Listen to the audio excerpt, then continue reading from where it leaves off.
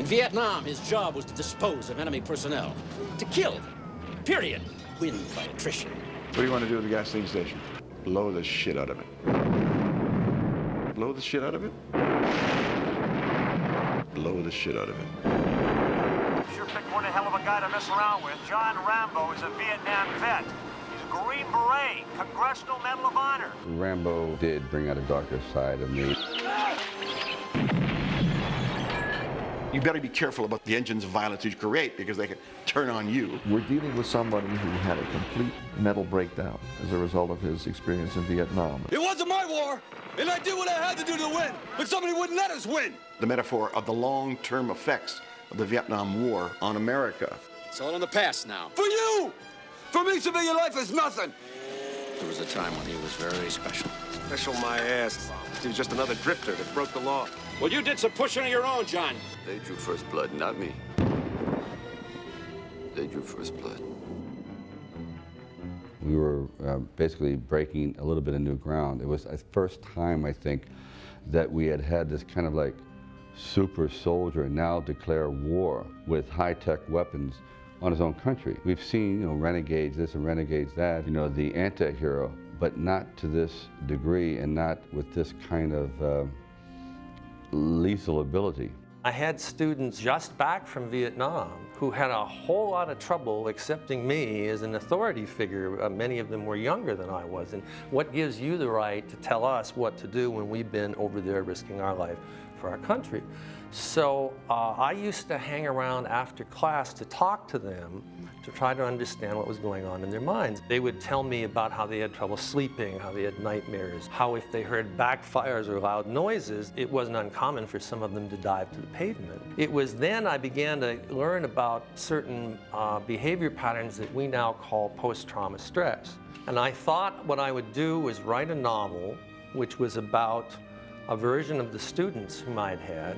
The book was published in 1972. Larry Terman took it to Columbia Pictures. Columbia immediately turned around and sold the property to Warner Brothers. Robert Shapiro, who had been my agent, was then vice president of Warner Brothers, and he came to me one day and he said, would you like to develop this script? So I read the script and I read the book, and there was a whole pile of scripts. And the best scripts of all was the one that was written by Michael Kozel and William Sackheim. Bob Shapiro said to me after I kind of struggled by working on it for 3 months, he said, we decided we're not going to make this film. I said, what? I said, but Bob, I've been working on it for 3 months. He said, yeah, but just too close to the Vietnam War, and people in America just don't want to hear about the Vietnam War. Delmar's gone. All that orange stuff that spread it around. Cut him down to nothing. I had mixed feelings about the war. In the beginning, I was very much behind the war. And then I felt that the soldiers were getting kind of a raw deal because around 70, you realized there was no chance for us to win this war. It became a different kind of war, a war of attrition, and the soldiers had no choice. I had a real problem with calling them baby killers and spitting on returning GIs. I thought it was horrible. I know they've been terribly slighted. And then these gentlemen, Mario Casar and Andrew Banya, heard about it and decided to see if they could have a chance at it. Well, First Blood was, everybody thinks of us as the beginning of Carolco, although Carolco was around for some 8 years prior to that, surviving on handling foreign sales for various producers. They were living in a very, very modest way, and we became very friendly with one another. And one day, they said to me, we'd like you to make a film for us. Do you have anything you want to make? And I said, yeah, I worked on a script at Warner Brothers, which is a great property. It's called First Blood. And at that time, it was the most optioned script in Hollywood. 26 scripts, I believe. Went through 3, 4, 5 studios. It was kind of a very strange intuition. We thought immediately about Stallone. So I remember we sent it to him on a Monday, and on Tuesday afternoon, Sylvester Stallone answered that he was going to do it. And I had this, in the whole history of my filmmaking, 40 years of directing films, the first time that A, I got my first choice, B, that I got it within 24 hours. We proposed it to him, and he was interested. And at one stage, Sly kind of changed his mind. It was kind of a jinxed project. It had been around to many actors and had gone through many changes with directors, and I was very nervous. As a matter of fact, the day of filming, I was hoping that it would never happen, that we would just go away, and it didn't. And then I looked at Andy and I said, he maybe doesn't want to act it anymore, but he's got the character so much, he's been so much involved. Maybe we can ask him to just finish, writing it. And then, of course, what happened is once he started writing it, it came back to him, and he said, well, that's me. Why am I not acting in it? I said, well, there's got to be a reason that everyone else has passed except me. And so I didn't go into it saying, oh, yeah, this is going to be a winner. And, of course, everybody in town thought, here are the two foreigners. What are they doing? In fact, we asked ourselves what we were doing. Both Maury and I, as two young kids on the block, they said, they're never going to deliver a movie with Stallone. I mean, you're out of your mind. So nobody bought it. First Blood was very strangely financed, actually. I had my godfather who was a banker in France. And I said, will you do me a favor? He said, what? I said, I believe a lot in this book that I want to make into a movie, and I need a loan. He said, okay. He said, how much is the loan? And I don't know how actually I pronounced it, but it came out. I said, 18 million. And he said, what, can you, because in those days that was the word, can you pre-sell, can you cover? Will you be okay? I said, oh, sure, no problem. Because in my mind, I was going for it. The problem was, in the novel, I had a very angry character, and he practically destroys that town. He's relentless when he finally gets angry. We didn't want to make this guy a crazy murderer, which is what the script felt like. Look, John, we can't have you running around out there wasting friendly civilians. There are no friendly civilians. I think in the original Kozel-Sackheim script, he killed 18 people. It was like target practice for him. We wanted to make him more like a guy who was really lost and he didn't know what to do with his life, and he was a victim of circumstances. Stand right where you are. Give yourself up. I didn't do anything! One thing that Sylvester has, he's a great populist sense. He knows what the movie public likes to see and what they don't like to see. He said, how about if he never kills anybody? I said, oh, that's great. That's wonderful. He maims them. He puts them out of action. People think it's too violent. If you look at it, he never kills a single human being. I could have killed them all. I could have killed you. In town, you're the law. Out here, it's me. Don't push it. One person gets killed because of his own stupidity in taking off his safety belt in the helicopter.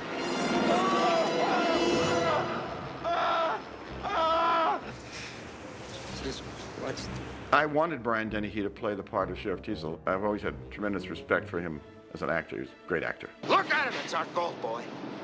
He and I were friends when your mama was still wiping your nose. He made that redneck sheriff jump right off the screen. Whatever possessed God in heaven to make a man like Rambo? God didn't make Rambo.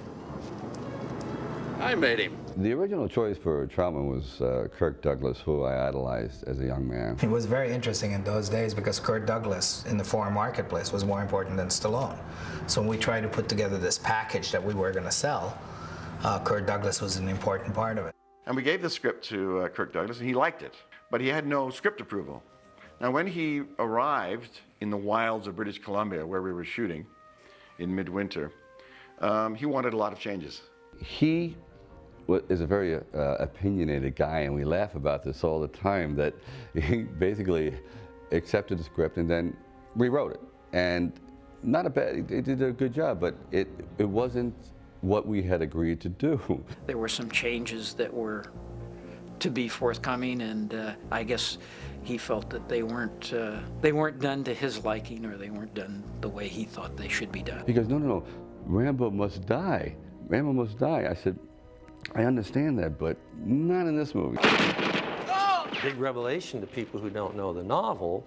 At the end, Rambo dies. Colonel Troutman, the man who created him, he's the guy that kills Rambo. I just don't think it should be done. It sends out the wrong message. I mean, every Vietnam vet who sees this goes, oh, the only solution is that death is the only thing that awaits us at the end of the tunnel, and I don't think that's the right way to do it. He goes, yes, but it's artistic. And finally, Buzz Feichens and I trudged with the script and said, Kirk, we want you to do it. Here's the script. tell us yes or no. Well, the next day, all we know is that Mr. Kirk Douglas, because you know the pages come in and things like this, has his car waiting outside his trailer, jumped in it, went to the airport, and took the flight back to Los Angeles. I'm gonna come in there and fly you the hell out. I saw him years later, and he goes, you know what? My way was still the better way, Sly. It was artistic, but then again, it would have cost you about $1 billion, so maybe I'm wrong. If you listened to me, you would have been broke, but politically and artistically correct. I recall Andy and Mario both scrambling very hard to try and find someone to replace him. I got a call from my agent. It was late on a Saturday afternoon. The good part is they want you to play Colonel Troutman. That's the good part. The second part, they want you to start Monday. Richard arrived during the day. He flew up from Los Angeles. That night he was shooting. And he said, Ted, I don't know what I'm doing. I don't know where this character is going. You gotta just feed me line by line and tell me what I'm doing in this picture till I get caught up. Don't forget one thing. What? A good supply of body bags. And from there on, he became Troutman. Somewhere in this rugged mountain countryside, possibly above the snow line, shrouded in mist, the fugitive John Rambo is hiding. The locations there were absolutely wonderful. It was the rainforest, the wet rainforest up there. It rained every day while we were shooting. I had to change my clothing two or three times a day. The temperatures were extraordinary. We really got down to 40 degrees below with the wind chill. And I'm standing there, I've got on my long underwear, I've got on 3 layers of socks, I've got my gloves, I've got my green beret, I've got all this, and Sly is standing there in a t-shirt. And I'm thinking, I'm cold. But it was wonderful. Everything was always wet and uncomfortable. You really felt for poor Rambo, stripped to the waist with that pathetic little piece of tarpaulin over his shoulders. My one regret in First Blood is that I should never have worn a tank top. We definitely should have worn Gore-Tex because it was that cold. So if we had to do it over again, I think I would have kept my shirt on. It got awful cold. It was his example that I think made all of us live through the extreme cold that we had to live through. Well, Rambo was the best. A man who's been trained to ignore weather, ignore pain. That took like 19 takes of this thing, and Sly was black and blue by the time the shot was over. There was a vast array of stunts that were very, very, very dangerous. As a matter of fact, the first stunt was falling through the tree. We had gotten it on the first take. We did 2 more takes, and I said, please, can we stop now, because it's starting to hurt. Of course, on the 4th take, I broke my ribs and bruised my spleen, and then began the saga of the constant journey to the emergency room all the time, getting sewn up here, breaking fingers, breaking this. 75% of what he was doing it, and a lot of the very difficult stunts he was doing. I don't want any more hurt! The other problem with Vancouver was that it's very dark in the wintertime, so it's very, very difficult to shoot there. I adored Andy Laszlo. He's of course, one of the great cinematographers. We used Fuji film, and he really pushed it. For example, there's that wonderful scene where Rambo is entombed in a cave. Andy said to the partner, yeah, give me 2 matches, please. So we took 2 matches, and he stuck them. Give me some glue, please. And he stuck them together. He said, all right, Ted, we're lit. You don't notice that it's 2 matches stuck together, but it was that one match, and he lit that scene. We just love Jerry's music. We think that Jerry's music added an emotional quality to the films that he had scored that would be really important to soften this character, because he came across as a very harsh human being just on film. And when Jerry's score gets added to that mix, it becomes a wonderfully emotionally touching story.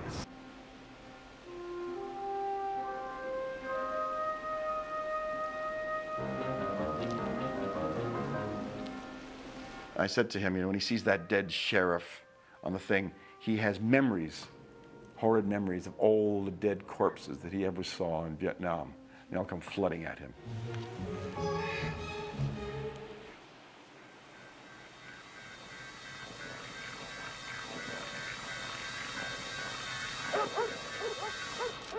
And the music for that moment is absolutely spectacular. In the original book, John Rambo did die because he was at the point of no return. He had been so damaged by all the traumatic experiences that he incurred in Vietnam that he became non-refundable, irredeemable. Rambo! Rambo, don't do it. He knows when Troutman comes into that police station where he's holed up and surrounded by the police and by the military, he knows why Troutman has come there. You've done enough damage. This mission is over, Rambo. Do you understand me? This mission is over. And he says to him, "You've got a gun under your tunic, haven't you?" And Troutman says, "Yes." And he pulls it out. And he says, "You created me. You trained me.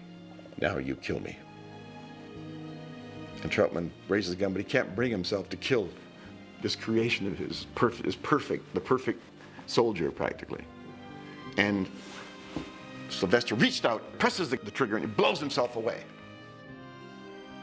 There was quite a lot of controversy internally about how the movie should end. And I remember one famous line from Sly who told me, "Just remember Rocky." "You can't kill Rocky." I said, "It's not Rocky, it's Rambo."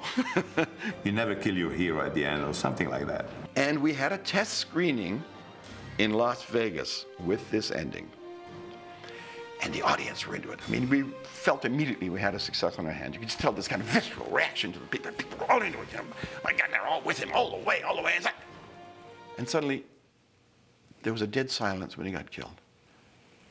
And a voice said, "If this director is in the audience, he should be strung up to the nearest lamppost." Not the sort of ending that an audience would want to see. I think we were so much on Rambo's side by that time that we didn't want to see him die. We wanted to see him successfully get on with his life. We just ultimately decided that making him live was the right way to go. You're the last of an elite group. Don't end it like this. Back there, I can fly a gunship. I can drive a tank. I was in charge of $1 million equipment. Back here, I can't even hold a job. Fucking cars!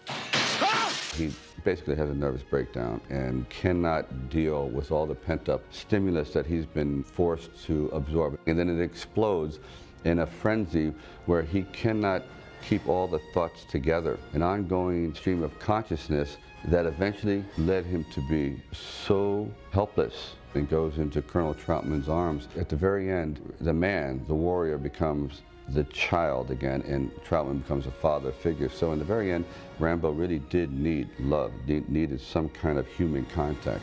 They didn't know they had started a war that they could never win. Sylvester Stallone in First Blood. All the foreign distributors came to the African Embassy Theater in Westwood. And at the end of the screening, it was like the New York Stock Exchange. They went crazy. They went totally crazy. All the exhibitors jumped to their feet, and they were screaming at Andy Vanya and Mario Cassar across the room, making bids for the distribution of this picture. Poor Andy and Mario were pinned up against the wall by 3 Japanese distributors. "We want this film." They're waving checks in the face of Andy and Mario. "We want it. Give it to me. It's mine." Within 2 hours, all the foreign was sold at very high prices. We managed to segregate or separate the rights in the United States, which nobody has ever done before. That we had a different distributor for video, for cable, and ultimately for domestic. And the two were never cross-collateralized, so we really ended up with a formula that was unique in the business by chance. And consequently, the film made a lot of money for us. Most everyone loves to side with the underdog, as we all loved rooting for Rocky in his screen battles. But now we see a different side to Sylvester Stallone. As John Rambo, he brings out a character as heroic as perhaps someone we've all known in this, his latest film, First Blood. Released, I think, in October. I think it was, at that time, it was a picture that had the biggest release in October, maybe in history. That's not a month where big pictures are usually released. They're usually saved for the Christmas holidays. I think in those days, I think it's $7 million the first weekend, which was huge. But what was interesting about it is that the next weekend it did 7, and the following weekend it did 7, and the thing never dropped. Gene Siskel and Roger Ebert, when they were together talking about the film and talking about, oh my God, all the destruction of private property, they sounded like the Chamber of Commerce. It was the nature of the film itself. The story appealed to the American public. It came out at the right time. By 1982, I think the American public realized that the Vietnam veterans had been treated very shabbily, and there was a mood of guilt about it. And they felt that the Vietnam veterans were being used as a scapegoat for all their negative feelings about the war. The message was that we shouldn't be so hard on, the bearer of bad news. These people were just doing a job, and I felt that at the very end, the speech that Rambo gives about wanting to come back, that really he's America's child, and I was just doing a job, and now I can't even get a job parking cars back here. What did I do wrong? I was just being patriotic. I went to a cinema in Times Square on Broadway, and I've never seen such a visceral response to the film. They went crazy over this film, yelling, scream, get him, something. There was the most extraordinary yelling at the screen. I've never seen anything like it. I like First Blood the most of all of them. It seems that everything that the character achieved and conceived was possible. And men in the audience could say, yes, if I were put to the task, I perhaps could do that too. All modern action movies come from First Blood. To get a job done, to actually succeed, you're going to have to burn bridges. You're going to have to go to areas deep inside of you that may not be to other people's likings. You're going to have to break protocol. And that's what the message was. To get a job done, right, you sometimes have to do it yourself, whether it's popular or not. It's over, Johnny. It's over! Nothing is over! Nothing!